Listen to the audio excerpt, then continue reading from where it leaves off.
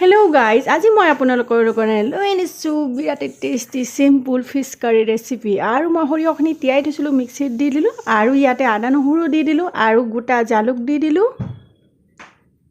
আৰু ইয়াতে 2 চামুচ গোটা জিৰা দি দিলোঁ। জিৰাটো তিয়াই থোৱা নাই, মই সৰিয়হটো তিয়াই থৈ দিছিলোঁ। আৰু এতিয়া ভালকৈ মই অকণমান পানী দি পেলাই মিক্সিত মই পেষ্ট কৰি ল'ম। আৰু ইয়া মিক্সিত পেষ্ট হৈ গ'ল। যিহেতুকে মোৰ মিক্সিত বাচনটো ডাঙৰ, সেইকাৰণে অকণমান পেষ্টটো দৰদৰীয়া হৈছে। সৰু হ'লে বেছি ভাল, বাচনটো মোৰ সৰু বাচনটো বেয়া হৈ গৈছে। আৰু ইয়াতে মই মাছটো হালধি নিমখ আগতে মই সানি পেলাই থৈ দিছিলোঁ 1 ঘণ্টা আগতে। আৰু যিখিনি মই সৰিয়হ এইখিনি আদা নহৰু পেষ্ট কৰিছোঁ, মাছটোতো অকণমান দি দিছোঁ 1 চামুচ। আৰু দি পেলাই ভালকৈ মই সানি লৈছোঁ, মাছখিনি মিক্স কৰি ভালকৈ। আৰু ইয়াতে মই অকণমান জলকীয়াৰ গুড়ি দি দিছোঁ। আপোনালোকে বেছি দিব পাৰে, তেতিয়া কালাৰটো ভাল আহিব। আৰু যিহেতুকে জলকীয়াৰ গুড়িবিলাক মানে জ্বলা আছে, সেইকাৰণে মই কমকৈ দিছোঁ যাতে বাচ্চাবিলাকেও খাব, সেইকাৰণে কমকৈ দিয়া হৈছে।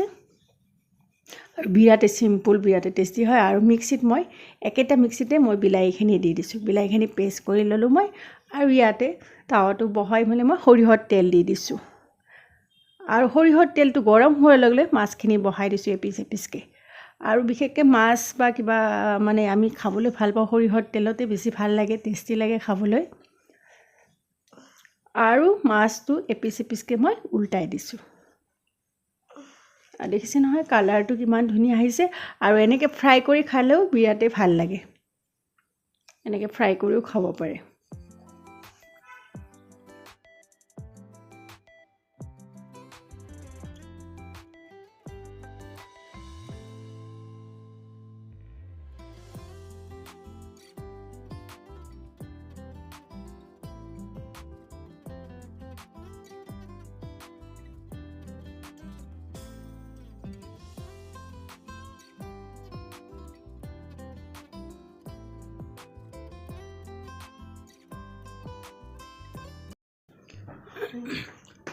আৰু মাছখিনি ফ্ৰাই হৈ গৈছে, এক পিচকৈ মই উঠাই দিছোঁ।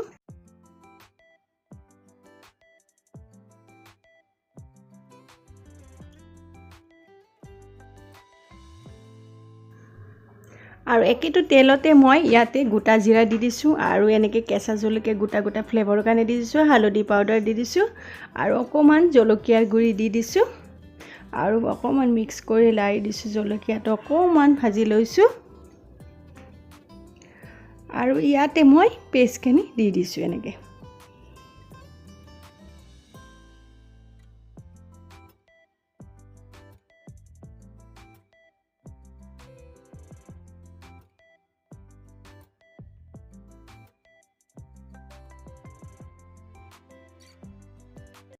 আৰু পেষ্টখিনি অকণমান মই লাৰি দিছোঁ এনেকৈ 2 মিনিটমান। আৰু লাৰি দি এতিয়া অকণমান 2 মিনিটৰ কাৰণে ঢাকনি লগাই দিছোঁ মই, যাতে তেলটো ওপৰত উঠি আহে আৰু ধুনীয়াকৈ ভাজা যায়, ফ্ৰাই হৈ যায় ভালকৈ। আৰু দেখিছে নহয় ধুনীয়াকৈ ভাজা গৈছে, তেলটো ওপৰত উঠি আহিছে, ধুনীয়া হৈছে। আৰু এতিয়া মই বিলাহী যোনখিনি পেষ্ট কৰিছিলোঁ মিক্সিত, সেইখিনি দি দিছোঁ একেলগত। আৰু সেইখিনি দি একেলগত মিক্স কৰি অকণমান মই ভাজি ল'ম।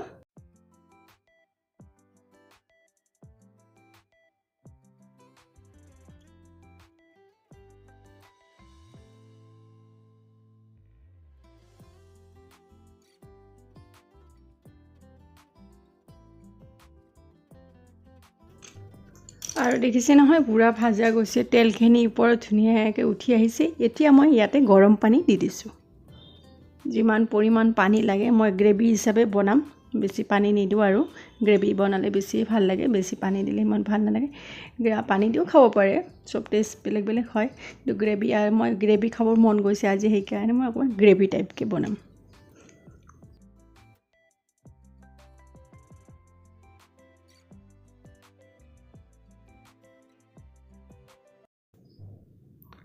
আৰু এতিয়া মই নিমখ দি দিছোঁ পৰিমাণে।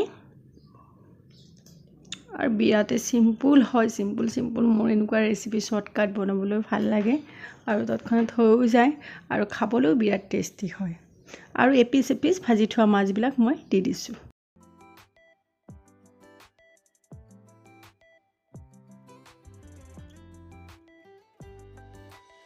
আপোনালোকৰ ভাল লাগে লাইক কৰিব আৰু কমেণ্ট কৰিব আৰু এনেকৈ ঘৰত বনাই বনাই আপোনালোকেও খাব আৰু ভিডিঅ'টো যদি কণ্টিনিউ চোৱাৰ কাৰণে আপোনালোকক বহুত বহুত ধন্যবাদ আৰু মই এনেকৈ অকণমান ঢাকনি লগাই দিম এতিয়া মাছটো দি পেলাই এতিয়া কমো 3 মিনিটৰ কাৰণে ঢাকনি লগাই দি মই এবাৰ লাৰি লৈছোঁ এইটো এপিচ এপিচকৈ মাছবিলাক অকণমান উল্টাই দিছোঁ যাতে গ্ৰেভিত টেষ্টটো যাতে ভাল হয় ভালকৈ আহে খাবলৈ ভাল লাগে